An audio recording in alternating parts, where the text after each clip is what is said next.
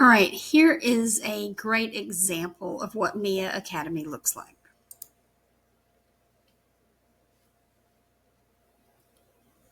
So we'll see that this person is showing you an example of a math lesson. So that's why I love it, is each lesson has a video. I love that because in the past I was trying to create my own videos for each lesson. I'm kind of reinventing the wheel. So you can see it has, cool graphics and interactives. They're very easy to follow. So each lesson has a video. That's wonderful. Then after the lesson, you're going to have a few questions. That's the practice. So the practice is what's coming up next. The practice would include around 8 to 15 questions that would go. The student would choose multiple choice. If they miss it, it tells them the correct answer and they can practice a little bit more. So it's really great. And along the way, they're earning little coins and things like that. After the lesson is over, then they are able to go to the assessment.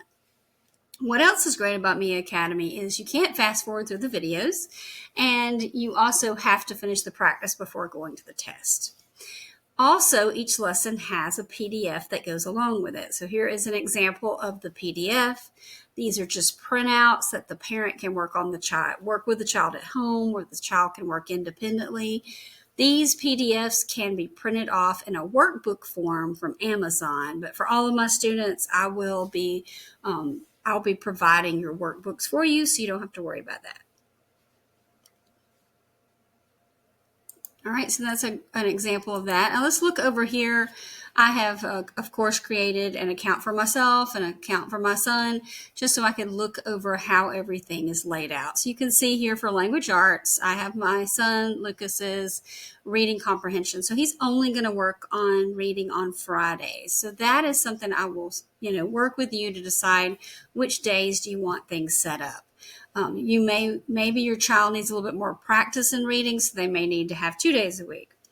For the language, he's going to work on a lesson each day, but you may want to work on it just 4 days a week, which is what the majority of my students usually do. So we have our language arts here, we have our math. Let's just say that your child is a sixth grader, but they are not at sixth grade level math, and that's okay. I can easily add, and we can do fifth grade math instead. And then when they finish fifth grade math, we can move on to sixth grade math. So easy for me to do that for you with the add and remove function. So you can see we have our core language arts, math, science, and social studies. And then music and arts, or language and life skills, that's really up to you. If you want to add any of these courses, you would just let me know and we could also add that on too. But this is what it looks like. We do have daily vocabulary practice, meaning at the beginning of the week, it will show you some vocabulary words. There's not really anything you're going to need to do with those vocabulary words. It's just extra practice. But I always recommend printing those out because I think it's great to work on vocabulary. That's what helps us with our reading comprehension too. So I'm going to pull up what it would look like. So here is your spelling words. So this would be sixth grade level spelling words.